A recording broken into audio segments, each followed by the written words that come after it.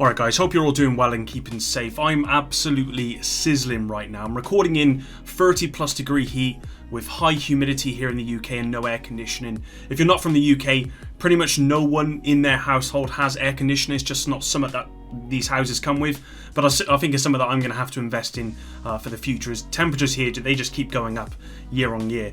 Now today I've got a few things I did want to talk about. Firstly, some examples of heroic loot that appears to again be under any kind of minimum, even for all attributes combined. A discussion about NPC SPONGINESS, but looking at how Cyberpunk plan to address this, a competition you can now enter for PS Plus plays, and lastly, a brief discussion of leagues. If you want to support this video, you can drop a like down below, you can watch the video until the end, that will be the best support you can do, and then subscribe for Division content. Let's begin. Okay, so firstly, I want to talk about loot again. Now I feel like this comes up every couple of weeks at this point, but I'm seeing more and more reports of people complaining that since TU 10.1 released, you know, the big changes to loot has degraded on a week by week basis. Now I'm not taking part in any conspiracy here, because I highly doubt the devs have made any kind of back end changes to the loot ensuring this trend happens, but this wouldn't be the first time players have complained about this. In fact, it seems to happen after every major update. And the first week you're getting, you know, better gear as the update has just come out, you know, god rolls and all that sort of stuff. And then over time the quality appears to just diminish. So I think it's fair to say it's likely going to be our own RNG, mine, yours, whoever's, rather than any changes the devs are making. I think that's probably the most reasonable answer. But I do want to show you this. These are some screenshots of loot picked up from a heroic control point. I can't remember where these were uploaded to, what forum, but credit to whoever did upload these. I want to show you these images for a few reasons. Number one, a while ago I showed an image of a roll on a piece of gear. This was almost as TU 10.1 came out. A piece of gear that had like 10% on an attribute, which made me question the devs on the 60% minimum we saw in the presentations leading up to the release of TU 10.1. Nikki Cuppins actually responded to that thread on Twitter and confirmed that the minimum roll percentage is the amount for every attribute combined, not individual stats. Number two, he also said this: the 60% from my presentation was just to illustrate the point. These minimum percentages differ per difficulty and are higher than 60% on heroic, and of course even higher on legendary. So it's safe to assume then from Nikki's response that all heroic gear should be dropping above 60% and certainly not below, and it's the combination of all stats that make up that 60%. So say for example, you know, if you have everything at 100 and you've got 3 attributes on a piece of gear, that's 300. 60% of 300 is 180. So if you added all the attributes up, then as long as it's above 180, then that's over the threshold of 60%, although on heroic is actually meant to be higher. So why then, let's take this first piece of gear here for example, why does this Providence holster sit at around 50%? You know, we got weapon damage and headshot damage are at about 55%, maybe lower, and then status effects is around 40%, maybe slightly higher, so that's around 50%-ish. You know, this does not match what Nikki said about heroic loot. The second one here is the same, with weapon damage at about 55%, armor regen at 50%, you know, straight down the middle on the little line that you have there for 50%, and then we've got health at about 45%. Again, that's about 50%. The last one is better than the first two, but it's still lower than 60%, as you can see. And frankly, it's pretty awful gear for heroic content, you know, the amounts that you're getting here. Now, I know I keep banging this drum, but we have to hold the devs accountable if something doesn't sit right.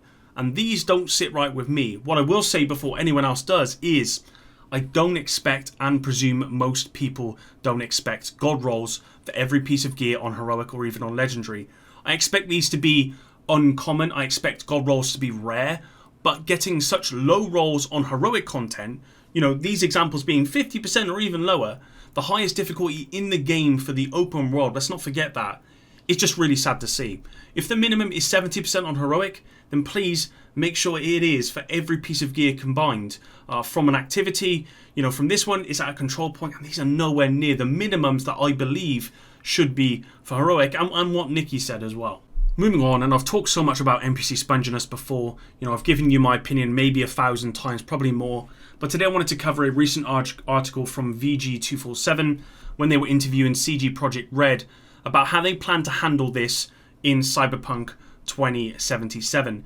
Now maybe there's some tips here for the devs, so let's check it out. The question was asked, obviously in an RPG at a point you need to have enemies that can take a lot of punishment, but how do you avoid these bullet spongy enemies where encounters seem to drag on and you're shooting someone over and over again? How do you balance that to make sure it doesn't cross from challenging to frustrating? Now this is certainly the big question. Massive have had to try and tackle this question since the inception of the Division 2 and even the Division, but more so the Division 2 I think.